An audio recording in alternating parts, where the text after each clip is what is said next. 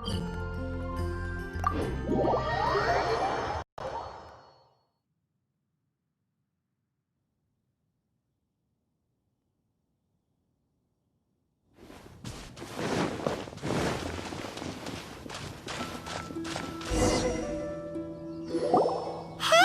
it's Sucrose! Are you here to explore the snowy mountain too? You scared me. Please, don't scare me like that. I was giving my research report some much-needed consideration. But you were just standing over there, staring into space. Not at all. I was just thinking of a name for a new subspecies of sweet flower I propagated. It has seeds that are 4 times as large as normal. Oh, are you interested? Wonderful. Next time, please allow me to show you the fruits of my work. It's a shame. If I wasn't coming to this mountain, I would have brought some samples with me. Yeah, weren't you doing research in the city? How come you're here? Timaeus and I were helping Albedo organize research data. Timaeus just left, in fact. You didn't run into him? Sure didn't. He said that he wasn't as sharp as Albedo when it came to data. By quite a long shot, in fact. The significance of some things Albedo is able to grasp almost immediately, but we, on the other hand, take considerable time. I fear that this must be the difference in our knowledge and experience showing. Timaeus seemed rather depressed about the matter. He said he was going to take a walk, so I'm currently settling the leftover affairs myself. I was originally going to take a look around myself after finishing up here, but unexpectedly, I gleaned some interesting data from these reports. But, well, guess my search for secrets will have to wait. Secrets? Ooh, what secrets? Actually, do you two have time right now? Don't have anything on us but that. Then, could I ask you for a favor? In truth, I feel like Albedo is concealing something from myself and Timaeus. But isn't he your teacher? What would a teacher have to hide from his students?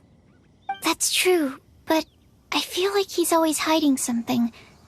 It is my personal guess that it is some great secret of alchemy. Wait, how are you so sure? Timaeus and I are both passionate researchers of alchemy. If it was anything else, Albedo wouldn't have any reason to hide it from us.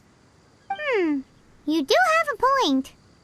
Could you help me investigate what it is that Albedo's hiding? Please, I'm just too curious. What do you think?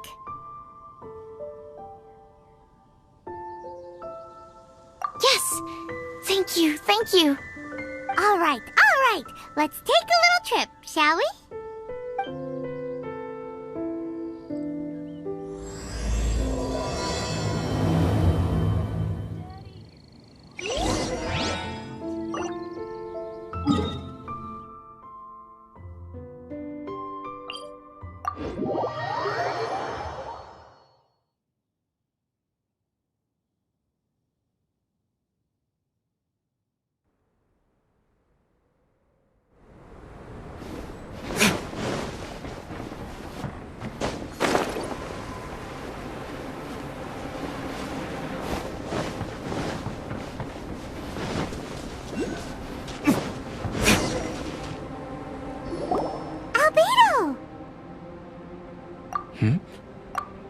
Why are you here?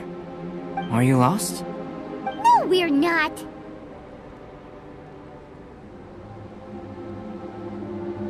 A secret? Hey, what are you doing? Our mission calls for a delicate approach. Sure, but still. Actually, you've arrived at just the right moment. I have business with you too, in fact. Here, catch. Huh? What's this? As you can see, it is a sword. I did not make the sword. However, I did add some alchemical touches to it. Would you like to try it out? My research indicates that this sword has some unique properties. Only you can use it. But I need to gather data from it quite urgently. So, could I bother you to use it in battle? Wait a second. How can there be a only one person can use. Very astute of you. This sword has indeed had a curse laid upon it. An ordinary person would be unable to wield it at all. However, you are an exception. Huh? Or perhaps I should say that only you are immune to the curse. As such, who could I find to help me if not you? We gain little from saying more. Go find some monsters nearby. After all, some things are best discovered through practice.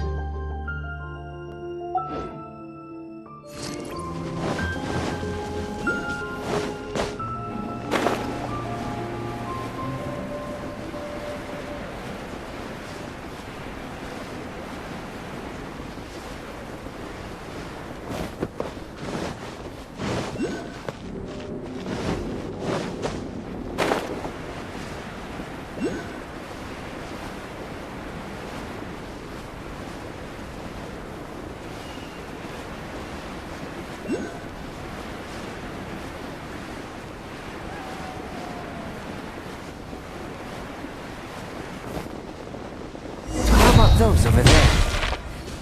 Paimon still has a bad feeling about this.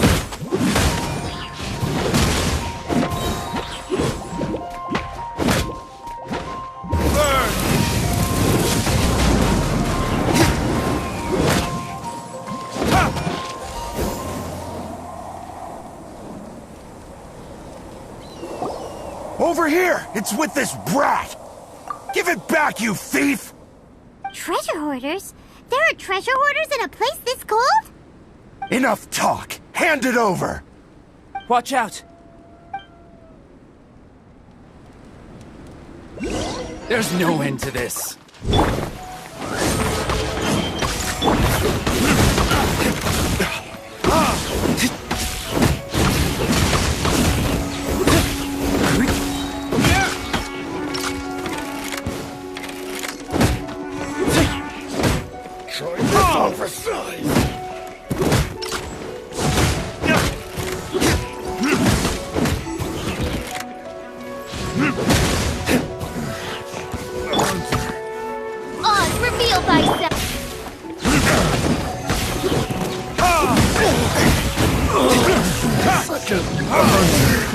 Another test object.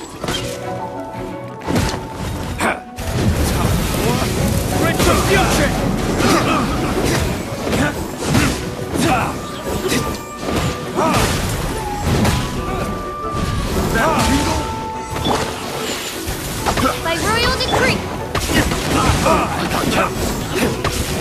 That tingle?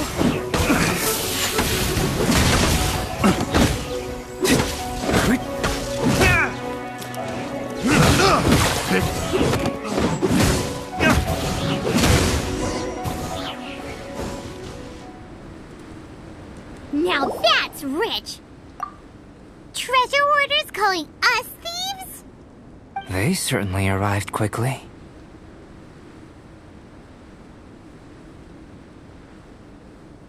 Goodness, no. They seem to have been talking about this sword. What's going on? Why are you looking at me like that? Of course I didn't steal this sword. Not long ago, the knights caught a band of treasure hoarders outside the city. The goods they were smuggling were also impounded. This sword was one of those items. We believed it to be stolen plunder, but no one came to claim it. Nor could we find out where it came from, so it languished in our stores. I noticed it quite by chance while in our storehouse. To tell you the truth, such an old sword would see little use outside of alchemy. You claimed it for yourself? Just like that? So, then what happened? You just took it with you? Indeed. And I initially intended to perform some experiments on it, but I unexpectedly discovered its true origins in the process. This ancient-looking weapon once passed through the hands of a now-deceased blacksmith. It is a legendary, magical sword. A magical sword?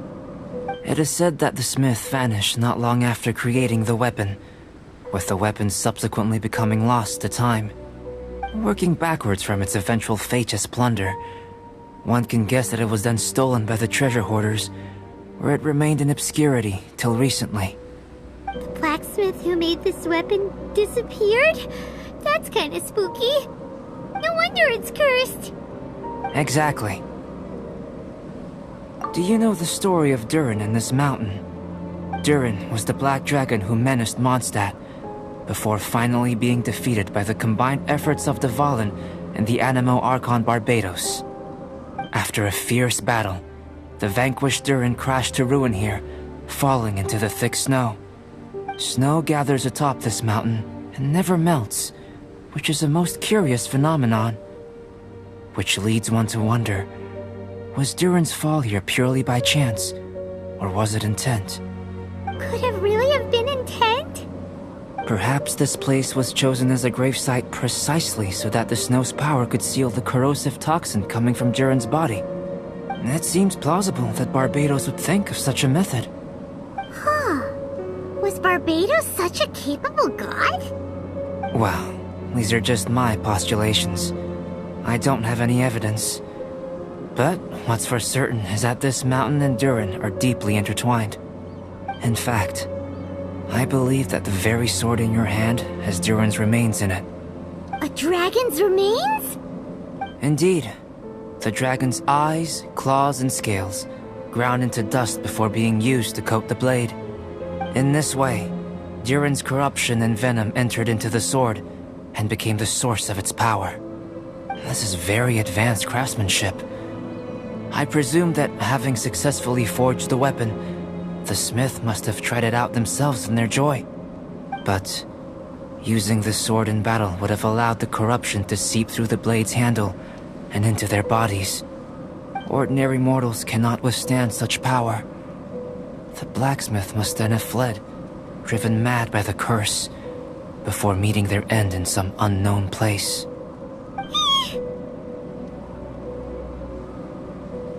You've purified the Valen's tears before, which is a very rare ability indeed. This ability has protected you from being corrupted or poisoned, and you can completely eliminate their effects. Which is why you, and only you, can properly wield this sword. Still, this sword really is huge. Yikes! It's glowing! As far as I'm concerned, this is where the real experiment begins. This sword is still very weak at present. However, it is able to absorb energy, and through that, it is able to constantly become stronger. In some sense, you could even say that it is a living thing. Well then, traveler, adventure with it to your heart's content. I need you to help it grow. I believe that we will soon have all the proof that we need.